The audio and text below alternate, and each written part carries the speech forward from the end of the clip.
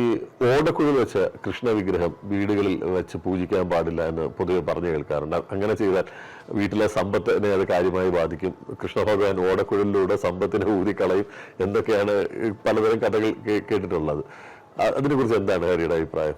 ആരെങ്കിലുമൊക്കെ വായിൽ തോന്നിയ ഒരു അഭിപ്രായം പറയുന്നു, അത് ആ അഭിപ്രായം കേൾക്കുന്നയാൾ വളരെ ആധികാരികമായി എടുക്കുന്നു, അവർ വീണ്ടും അടുത്തയാളോട് അതിലും ആധികാരികമായിട്ട് തന്നെ ഈ വിഷയത്തെ പറയുന്നു. അപ്പോൾ ഇങ്ങനെ പറഞ്ഞ് ഇവിടെ ചെയ്യാൻ പാടുള്ളത് എന്താണ്, ചെയ്യാവുന്ന എന്താണെന്നൊക്കെ ഒരു തലമുറയ്ക്ക് അല്ലെങ്കിൽ നമുക്കൊക്കെ കൺഫ്യൂഷനാണ്. കാരണം എന്ത് ചെയ്യുമ്പോഴും നമ്മളെ ഭയപ്പെടുത്തുകയാണ്.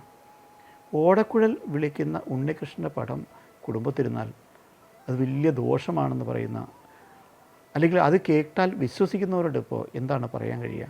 കാരണം ഓടക്കുഴൽ എന്നുള്ളത് നല്ല നാദമുള്ള, നല്ല ഏറ്റവും മനോഹരമായിട്ടുള്ള നാദമുള്ള ഒരു ഇൻസ്ട്രുമെൻ്റാണ്.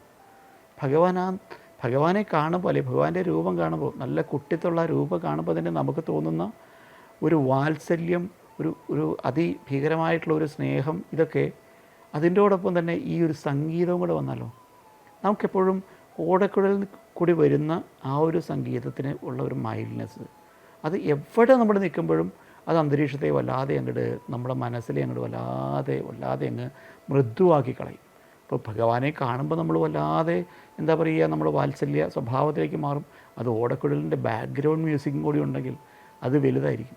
അപ്പോൾ ശരിക്കും ഓടക്കുഴൽ വിളിക്കുന്ന ഉണ്ണികൃഷ്ണൻ എന്ന് പറയുന്നത് ശരിക്കും നമ്മളെ അത്രയധികം വാത്സല്യത്തിലേക്ക്, വേറൊരു തലത്തിലേക്ക് എത്തിക്കുന്ന ഒരു രൂപത്തെ, അത് കാണുമ്പോൾ തന്നെ നമ്മുടെ ഉള്ളിൽ ശരിക്കും ആ ഒരു ചിന്ത, ഭഗവാൻ ഇങ്ങനെ ഓടക്കുഴൽ വിളിച്ച് നല്ല നാദത്തോടെ നിൽക്കുന്നു എന്ന് നമ്മുടെ മനസ്സിൽ തോന്നുമ്പോൾ നമുക്ക് കിട്ടുന്ന തൃപ്തിയാണ്.